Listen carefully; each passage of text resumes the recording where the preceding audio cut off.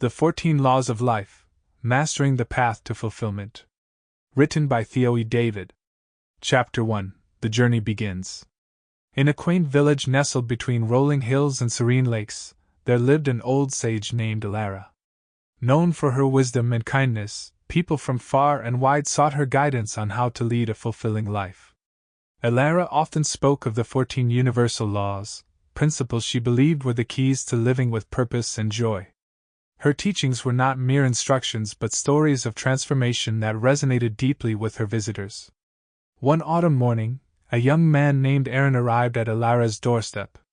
Restless and yearning for meaning, he had heard of the sage's wisdom and hoped to find answers to his endless questions.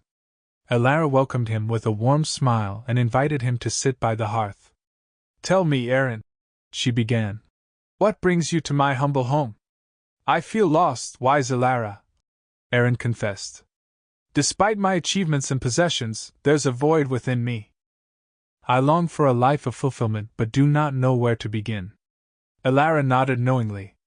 The journey to a fulfilling life starts with understanding and mastering the 14 universal laws. Let me share their stories with you. Chapter 2. The Law of Divine Oneness. Arin began with the first law, the law of divine oneness. She spoke of a time when she was a young girl, feeling isolated and disconnected from those around her. One day, she encountered an old traveler who told her that everything in the universe was interconnected. He said, Arin recounted, "Imagine the universe as a vast, intricate web. Every action, thought, and feeling you have sends ripples through this web, affecting the whole. From that day on, I realized that we are all part of something greater. When I helped others, I felt a sense of connection and fulfillment." Arin listened intently, understanding that recognizing this interconnectedness was the first step towards a more meaningful life. Chapter 3. The Law of Vibration. Next, Arin spoke of the law of vibration, which states that everything in the universe moves and vibrates at its own frequency. She remembered a period of sadness and despair in her life, feeling stuck and unable to move forward. "I met a musician," Arin continued, "who taught me that just as music vibrates at different frequencies, so do our thoughts and emotions. By raising my vibration through positive thoughts and actions, I could change my life's melody. And so, I began to focus on gratitude and joy, and slowly, my world transformed." Arin felt a spark of hope, realizing that by changing his thoughts and emotions, he could change his reality. Chapter 4. The Law of Correspondence. The third law, the law of correspondence, was about the patterns that repeat across the universe. Arin illustrated this with the story of her garden, where she noticed that the cycles of nature mirrored the cycles in her life.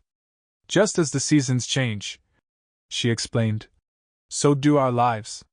There are times of growth, times of harvest, and times of rest. By understanding these patterns, I learned to flow with life's rhythms instead of resisting them." Arin saw the wisdom in accepting the natural cycles of life, recognizing that each phase had its own purpose and value. Chapter 5. The Law of Attraction. Arin then shared the law of attraction, the idea that like attracts like. She recalled a time when she was filled with negativity and attracted more negative experiences. "A wise merchant once told me," Arin said, "your thoughts are magnets. If you think positively, you will attract positive experiences." I decided to test this and began to focus on what I wanted rather than what I feared. Miraculously, opportunities and positive experiences started to flow into my life. Arin felt inspired, understanding that by focusing on his desires rather than his fears, he could attract the life he wanted.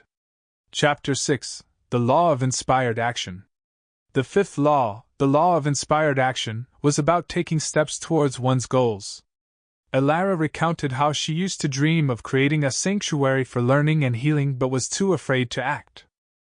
"One day," she said, "a friend encouraged me to take the first small step. As I did, the next step became clear, and then the next. Taking inspired action, no matter how small, creates momentum and opens doors." Arin realized that to achieve his dreams, he needed to move from contemplation to action, trusting that each step would reveal the next. Chapter 7. the law of perpetual transmutation of energy. Alara explained the law of perpetual transmutation of energy, which states that energy is constantly moving and transforming. She described a difficult time when she felt overwhelmed by negative emotions. I learned to transform that energy by engaging in creative activities like painting and writing, she said. By channeling my emotions into something positive, I could change my internal state and create beauty from pain. Arin understood that he could transform his negative emotions into positive outcomes by finding creative outlets. Chapter 8: The Law of Cause and Effect. The seventh law, the law of cause and effect, was about understanding that every action has a consequence. Alara remembered a lesson from her mentor, who taught her the importance of mindful choices. He said, "Every decision you make sets off a chain reaction. Choose wisely and be aware of the impact of your actions."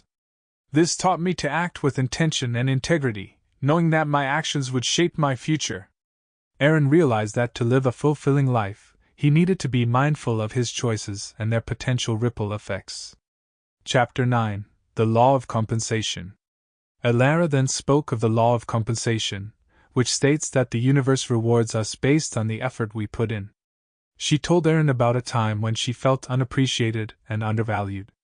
"I decided to focus on giving my best in everything I did, regardless of immediate rewards," she said. "Eventually, my efforts were recognized, and I received more than I had ever expected." Arin understood that true fulfillment came from giving his best and trusting that the universe would compensate him in due time. Chapter 10: The Law of Relativity. The ninth law, the law of relativity, teaches that our experiences are relative, and that we can always find something to be grateful for. Alara remembered feeling envious of others' successes and lamenting her own struggles. "A wise elder once told me," she said, "compare yourself not to others but to your own progress. Celebrate your growth and learn from your challenges." This shift in perspective brought me peace and contentment. Arin saw the value in focusing on his own journey and appreciating his progress rather than comparing himself to others. Chapter 11: The Law of Polarity. Alara introduced the law of polarity, which states that everything has an opposite. She recounted a time of great sorrow in her life and how she discovered the opposite side of her pain, joy. "In my darkest moments," she explained, "I found the seeds of joy. This law taught me that within every challenge lies an opportunity for growth and happiness." Arin felt a sense of comfort, knowing that even in his struggles, there were opportunities for joy and growth. Chapter 12: The Law of Rhythm. The 11th law, the law of rhythm, was about the natural cycles in life. Alara likened it to the ebb and flow of the ocean tides. "Just as the tides rise and fall," she said, "so do our lives. Embracing this rhythm allows us to navigate life's highs and lows with grace and resilience." Arin learned to trust the natural flow of life, understanding that both good times and challenges were temporary and necessary for growth. Chapter 13: The Law of Gender. Alara explained the law of gender, which speaks to the masculine and feminine energies within all things. She shared how she once struggled with balancing these energies in her life. "By honoring both the assertive, action-oriented energy and the nurturing, intuitive energy within me," she said, "I found harmony and balance." Arin realized the importance of balancing action with intuition, strength with compassion, in his own life. Chapter 14: The Law of Success. Finally, Alara spoke of the law of success, which encompasses all the other laws. She told Arin that true success was not just about achieving goals, but about living in alignment with these universal principles. "Success is a journey, not a destination," she said. "By mastering these laws, you can live a fulfilling and meaningful life." Conclusion: The fulfilled life. As Alara concluded her teachings, Arin felt a profound sense of clarity and purpose. He understood that mastering these 14 laws was a lifelong journey, one that required mindfulness, intention, and continual growth. With gratitude, he thanked Alara for her wisdom and set off on his path, ready to embrace the lessons of the universal laws and live a life of fulfillment. The sun set behind the hills as Arin walked away, carrying with him the timeless wisdom of the 14 universal laws. He knew that the journey would be challenging, but he was prepared to face it with an open heart and a silent determination to live a life of true abundance and joy.